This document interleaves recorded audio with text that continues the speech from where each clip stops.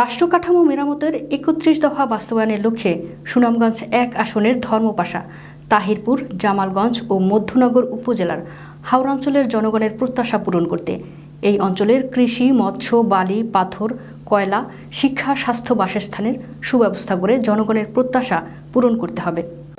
সুনামগঞ্জের ধর্মপাশা উপজেলায় বিশাল জনসভায় একথা বলেন সুনামগঞ্জ ১ আসনের বাংলাদেশ জাতীয়তাবাদী দল বিএনপির ধানের শীষের মনোনয়ন প্রত্যাশী তাহিরপুরের কৃতি সন্তান, সুনামগঞ্জ জেলার বাংলাদেশ জাতীয়তাবাদী দল বিএনপির সাবেক সাংগঠনিক সম্পাদক, তাহিরপুর উপজেলা পরিষদের সাবেক চেয়ারম্যান ও জেলা বিএনপির আহ্বায়ক কমিটির সদস্য জননেতা কামরুজ্জামান কামরুল।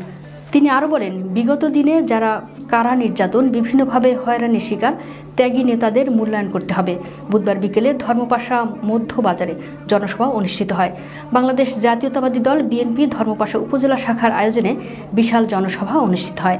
জনসভায় ধর্মপাশা উপজেলা বিএনপির আহ্বায়ক কমিটির সদস্য কাজী মাজহারুল হক এর সভাপতিত্বে ও প্রথম যুগ্ম আহ্বায়ক আব্দুল হক এর সঞ্চালনায় বক্তব্য রাখেন ধর্মপাশা উপজেলা বিএনপির আহ্বায়ক কমিটির দ্বিতীয় যুগ্ম আহ্বায়ক এস.এম. রহমত, চতুর্থ যুগ্ম আহ্বায়ক জুলফিকার আলী ভুট্টো, তাহিরপুর উপজেলা আহ্বায়ক কমিটির দ্বিতীয় যুগ্ম আহ্বায়ক মেহেদি হাসান উজ্জ্বল, মধ্যনগর বিএনপির আহ্বায়ক কমিটির চতুর্থ যুগ্ম আহ্বায়ক মমিনুল হক বেনু, ধর্মপাশা উপজেলা আহ্বায়ক কমিটির সদস্য মুজিবুর রহমান মজুমদার, সাবিকুন্নাহার শিল্পী মোহাম্মদ নেহাল উদ্দিন, সালাউদ্দিন সহ উপজেলা বিএনপি ও অঙ্গ সংগঠনের নেতৃবৃন্দ।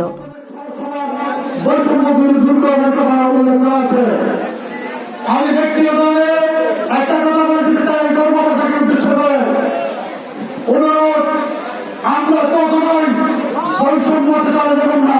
প্রিয় ব্যক্তিবৃন্দ উদ্দেশ্য বলতে চাই, আমরা সবাই ভাই ভাই, এটা আমাদের দেশ।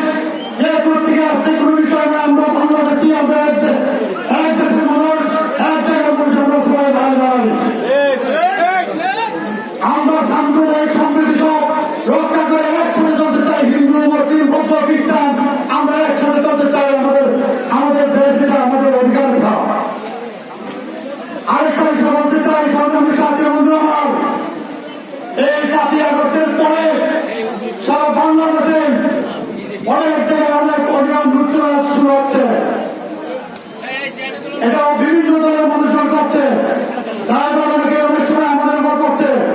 আমি আমাদের নেতৃবৃন্দ যারা বলছি উপস্থিত আছেন, আমি যারা বুঝতে চাই তাদেরকে সামনে রেখে বলতে চাই, কোনোভাবে যেন বীর বদল দখল, সাধারণ জেলেদের উপর অত্যাচার, এটা কিন্তু আমি মেনে নেব না। আমি কখনো জেলের হই নাই, আমি যারা ভবিষ্যতে আমি জেলের হব না। আমি চেষ্টা